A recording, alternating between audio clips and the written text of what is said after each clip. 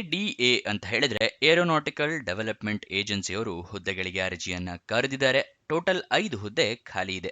ಉದ್ಯೋಗ ಸ್ಥಳ ಬೆಂಗಳೂರು, ಕರ್ನಾಟಕ. ಯಾವ್ಯಾವ ಹುದ್ದೆ ಅಂತ ನೋಡೋದಾದ್ರೆ project scientist E, project scientist D, project scientist C ಹುದ್ದೆಗಳು ಖಾಲಿ ಇದೆ.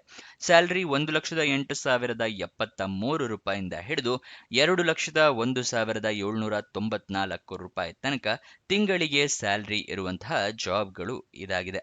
ಯಾವ್ಯಾವ ಹುದ್ದೆ ಎಷ್ಟೆಷ್ಟು ಖಾಲಿ ಇದೆ ಅಂತ ತಿಳ್ಕೊಳ್ಳೋಣ.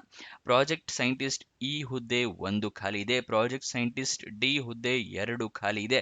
ಪ್ರಾಜೆಕ್ಟ್ ಸೈಂಟಿಸ್ಟ್ ಸಿ ಹುದ್ದೆ 2 ಖಾಲಿ ಇದೆ. ಟೋಟಲ್ 5 ಹುದ್ದೆಗಳು. ನೆಕ್ಸ್ಟ್ ಇದರ ವಯೋಮಿತಿಯನ್ನ ತಿಳ್ಕೊಳ್ಳೋದಾದ್ರೆ ಮ್ಯಾಕ್ಸಿಮಮ್ ಏಜ್ ಲಿಮಿಟ್ ನ ಹೇಳ್ತಾ ಇದ್ದೀನಿ. ಎಲ್ಲದಕ್ಕೂ ಕೂಡ ಮಿನಿಮಮ್ 18 ಇರುತ್ತೆ. ಒಂದ್ಸಲ ನೋಟಿಫಿಕೇಶನ್ ನ ಓದ್ಕೊಳ್ಳಿ. ಪ್ರಾಜೆಕ್ಟ್ ಸೈಂಟಿಸ್ಟ್ ಈ ಹುದ್ದೆಗೆ ಮ್ಯಾಕ್ಸಿಮಮ್ 50 ವರ್ಷದವರು ಅರ್ಜಿ ಹಾಕೋಬಹುದು. ಅದಕ್ಕಿಂತ ಕಮ್ಮಿ ಇರೋರು ಕೂಡ ಹಾಕೋಬಹುದು. ಪ್ರಾಜೆಕ್ಟ್ ಸೈಂಟಿಸ್ಟ್ ಡಿ ಹುದ್ದೆಗೆ ಮ್ಯಾಕ್ಸಿಮಮ್ 45 ವರ್ಷದವರು ಅರ್ಜಿ ಹಾಕೋಬಹುದು. ಪ್ರಾಜೆಕ್ಟ್ ಸೈಂಟಿಸ್ಟ್ ಸಿ ಹುದ್ದೆಗೆ ಮ್ಯಾಕ್ಸಿಮಮ್ 40 ವರ್ಷದವರು ಅರ್ಜಿಯನ್ನ ಹಾಕೋಬಹುದು. ಇದಿಷ್ಟು ವಯೋಮಿತಿಯ ಡೀಟೇಲ್ಸ್. ವಯೋಮಿತಿ ಸಡಿಲಿಕೆಯನ್ನ ಕೊಟ್ಟಿರೋದಿಲ್ಲ, ಯಾಕೆಂದ್ರೆ ಆಲ್ರೆಡಿ ಅವರು ವಯೋಮಿತಿಯನ್ನ ಜಾಸ್ತಿ ಇಟ್ಟಿದ್ದಾರೆ, ಗರಿಷ್ಠ ಮಿತಿಯನ್ನ, ಅದಕ್ಕೋಸ್ಕರ. ನೆಕ್ಸ್ಟ್ ಯಾವ್ಯಾವ ಹುದ್ದೆಗೆ ಎಷ್ಟೆಷ್ಟು ಸ್ಯಾಲರಿ ಅಂತ ತಿಳ್ಕೊಳ್ಳೋದಾದ್ರೆ ಸೈಂಟಿಸ್ಟ್ ಈ ಹುದ್ದೆಗೆ 2,01,794 ರೂಪಾಯಿ. ಸೈಂಟಿಸ್ಟ್ ಡಿ ಹುದ್ದೆಗೆ 1,24,612 ರೂಪಾಯಿ. ಸೈಂಟಿಸ್ಟ್ ಸಿ ಹುದ್ದೆಗೆ 1,08,073 ರೂಪಾಯಿ ಸ್ಯಾಲರಿ ಇರುತ್ತೆ. ನಿಮಗೆ ಯಾವುದೇ ಡೀಟೇಲ್ಸ್ ಬೇಕು ಅಂತ ಹೇಳಿದ್ರೆ ಸ್ಕ್ರೀನ್ಶಾಟ್ ತಗೋಬಹುದು. ವಿಡಿಯೋನ ಪಾಸ್ ಮಾಡಿ. ನೆಕ್ಸ್ಟ್ ಅರ್ಜಿ ಶುಲ್ಕವನ್ನು ತಿಳ್ಕೊಳ್ಳೋದಾದ್ರೆ ಯಾವುದೇ ರೀತಿಯ ಅರ್ಜಿ ಶುಲ್ಕ ಕೂಡ ಇರೋದಿಲ್ಲ. ಉಚಿತವಾಗಿ ನೀವು ಅರ್ಜಿಯನ್ನ ಹಾಕೋಬಹುದು. ಯಾವುದೇ ₹1 ಕೂಡ ಕೊಡೋ ಅಗತ್ಯ ಇರೋದಿಲ್ಲ. ಸೆಲೆಕ್ಷನ್ ಪ್ರೋಸೆಸ್ನ ತಿಳ್ಕೊಳ್ಳೋದಾದ್ರೆ ನಿಮ್ಮ ಅಪ್ಲಿಕೇಶನ್ ಹಾಕಿರ್ತೀರಲ್ಲ ಅದನ್ನ ಮೆರಿಟ್ ಲಿಸ್ಟ್ ಪ್ರಕಾರ ಸೆಲೆಕ್ಟ್ ಮಾಡ್ತಾರೆ. ಅದಾದ ನಂತರ ನಿಮ್ಮನ್ನ ಪರ್ಸನಲ್ ಇಂಟರ್ವ್ಯೂ ಅಂದ್ರೆ ಸಂದರ್ಶನಕ್ಕೆ ಕರೀತಾರೆ. ಇದಿಷ್ಟು ಸೆಲೆಕ್ಷನ್ ಪ್ರೋಸೆಸ್ನ ವಿವರ ಆಗಿರುತ್ತೆ. ನೆಕ್ಸ್ಟ್ ನೀವು ಅರ್ಜಿಯನ್ನ ಹೇಗೆ ಹಾಕೋಬೇಕು ಅಂತ ಹೇಳಿದ್ರೆ ನೀವು ಆನ್ಲೈನ್ ಮುಖಾಂತರ ಅರ್ಜಿಯನ್ನ ಹಾಕೋಬೇಕಾಗುತ್ತೆ. ಆನ್ಲೈನ್ ಮುಖಾಂತರ ಅರ್ಜಿ ಹಾಕೊಳ್ಳೋಕ್ಕೂ ಮುಂಚೆ ನೋಟಿಫಿಕೇಶನ್ನ ಸಂಪೂರ್ಣವಾಗಿ ಓದ್ಕೊಳ್ಳಿ. ಏನೇನು ಎಲಿಜಿಬಿಲಿಟಿ ಕ್ರೈಟೀರಿಯಾ ಇದೆ ಅಂತ ಹೇಳಿ ತಿಳ್ಕೊಂಡ ನಂತರ ಅರ್ಜಿಯನ್ನ ಹಾಕೊಳ್ಳಿ. ಗೊತ್ತಾಯ್ತಲ್ವಾ? ನೆಕ್ಸ್ಟ್ ನಿಮ್ಮ ಅರ್ಜಿಯಲ್ಲಿ ಇಮೇಲ್ ಐಡಿ ಮತ್ತೆ ಮೊಬೈಲ್ ನಂಬರ್ನ ಕರೆಕ್ಟ್ ಆಗಿ ಮೆನ್ಷನ್ ಮಾಡಿ. ನಿಮ್ಗೆ ಏನಾದರೂ ಜಾಬ್ ಸಿಕ್ಕರೆ ಇಮೇಲ್ ಅಥವಾ SMS ಮುಖಾಂತರ ಅವರು ತಿಳಿಸ್ಕೊಡ್ತಾರೆ. ನೆಕ್ಸ್ಟ್ ಏನೇನು ಡಾಕ್ಯುಮೆಂಟ್ಸ್ ರೆಡಿ ಇಟ್ಕೋಬೇಕು ಅಂತ ಹೇಳ್ತಾ ಇದ್ದೀನಿ. ಮೊದಲನೇದಾಗಿ ID ಪ್ರೂಫ್ ಬೇಕಾಗುತ್ತೆ. ಆಧಾರ್ ಕಾರ್ಡ್, ವೋಟರ್ ID ಅಥವಾ ಪಾನ್ ಕಾರ್ಡ್. ಏಜ್ ಪ್ರೂಫ್ಗೆ SLC ಮಾರ್ಕ್ಸ್ ಕಾರ್ಡು ಮತ್ತೆ ಎಜುಕೇಶನ್ ಕ್ವಾಲಿಫಿಕೇಶನ್ಗೆ ಮಾರ್ಕ್ಸ್ ಕಾರ್ಡು, ಸರ್ಟಿಫಿಕೇಟ್ಸು ಇಟ್ಕೊಂಡಿರಿ. Recent passport size photograph. Experience ಏನಾದರೂ ಇದ್ರೆ ಎಕ್ಸ್ಪೀರಿಯನ್ಸ್ ಸರ್ಟಿಫಿಕೇಟ್ ಇಟ್ಕೊಳ್ಳಿ. ಗೊತ್ತಾಯ್ತಲ್ವಾ? ಇದಿಷ್ಟು ಡಾಕ್ಯುಮೆಂಟ್ಸ್ನ ಸ್ಕ್ಯಾನ್ ಮಾಡಿ ಇಟ್ಕೊಳ್ಳಿ.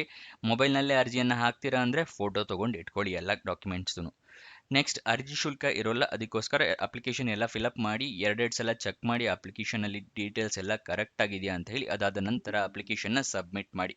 ಗೊತ್ತಾಯ್ತಲ್ವಾ? ಸಬ್ಮಿಟ್ ಮಾಡೋಕ್ಕಿಂತ ಮುಂಚೆನೇ ಎಲ್ಲ ಚೆಕ್ ಮಾಡ್ಕೊಳ್ಳಿ. ಸಬ್ಮಿಟ್ ಮಾಡಿ ಆದಮೇಲೆ ನಿಮಗೆ ತಿದ್ದುಪಡಿ ಮಾಡೋದಕ್ಕೆ ಅವಕಾಶ ಇರೋದಿಲ್ಲ. ಅಪ್ಲಿಕೇಶನ್ ಸಬ್ಮಿಟ್ ಮಾಡಿ ಆದಮೇಲೆ ಅಪ್ಲಿಕೇಶನ್ ನಂಬರ್ ಅಥವಾ ರಿಜಿಸ್ಟ್ರೇಷನ್ ID ಏನಾದರೂ ಬಂದರೆ ಅದನ್ನು ಬರೆದಿಟ್ಕೊಳ್ಳಿ. ನಿಮ್ಮ ಅಪ್ಲಿಕೇಶನ್ ಸ್ಟೇಟಸ್ ಚೆಕ್ ಮಾಡೋದಕ್ಕೆ ಬೇಕಾಗುತ್ತೆ. ಫ್ಯೂಚರ್ ರೆಫರೆನ್ಸಿಗೂ ಕೂಡ ಬೇಕಾಗುತ್ತೆ. ಅಪ್ಲಿಕೇಶನ್ ಓಪನ್ ಆಗಿದ್ದು 12 ಡಿಸೆಂಬರಿಗೆ. ಕೊನೆಯ ದಿನಾಂಕ ಇರೋದು 19 ಜನವರಿ 2026 ತನಕ ನಿಮಗೆ ಕಾಲಾವಕಾಶ ಇದೆ. ಅಷ್ಟರ ಒಳಗಡೆ ನೀವು ಅರ್ಜಿಯನ್ನ ಹಾಕೋಬೇಕಾಗತ್ತೆ. ಇವಾಗ ಅಫಿಷಿಯಲ್ ನೋಟಿಫಿಕೇಶನ್ ಡೌನ್ಲೋಡ್ ಮಾಡೋದು ತಿಳಿಸ್ಕೊಡ್ತಾ ಇದ್ದೀನಿ. ಡಿಸ್ಕ್ರಿಪ್ಷನ್ ಮತ್ತೆ ಕಮೆಂಟ್ ಬಾಕ್ಸ್ನಲ್ಲಿ 2ನೇ ಲಿಂಕ್ನ ಕ್ಲಿಕ್ ಮಾಡಿದ್ರೆ ಈ aeronautical development agency job details open ಆಗುತ್ತೆ. ಇಲ್ಲಿ ಫುಲ್ ಸ್ಕ್ರೋಲ್ ಡೌನ್ ಮಾಡಿ ಕೆಳಗಡೆ ಬನ್ನಿ. ಅಫಿಷಿಯಲ್ ನೋಟಿಫಿಕೇಶನ್ ಅಂತ ಇದೆಯಲ್ಲ ಅದರ ಪಕ್ಕದಲ್ಲೇ ಕ್ಲಿಕ್ ಹಿಯರ್ ಅನ್ನೋದನ್ನ ಕ್ಲಿಕ್ ಮಾಡಿ. ನಿಮಗೆ ನೋಟಿಫಿಕೇಶನ್ ಓಪನ್ ಆಗುತ್ತೆ. ಇಲ್ಲಿ ಎಲ್ಲ ಡೀಟೇಲ್ಸ್ನ ತಿಳ್ಕೊಬಹುದು. ಎಜುಕೇಷನ್ ಕ್ವಾಲಿಫಿಕೇಷನ್ನು ಏನೇನು ಇದೆ ಅದೆಲ್ಲ ತಿಳ್ಕೊಬಹುದು. ಆನ್ಲೈನ್ ಅಪ್ಲಿಕೇಶನ್ ಪ್ರೋಸೆಸ್ ಏನಿರುತ್ತೆ, ಏನೇನು ರಿಕ್ವೈರ್ಮೆಂಟ್ಸ್ ಇದೆ ಅದೆಲ್ಲದು ಕೊಟ್ಟಿರ್ತಾರೆ.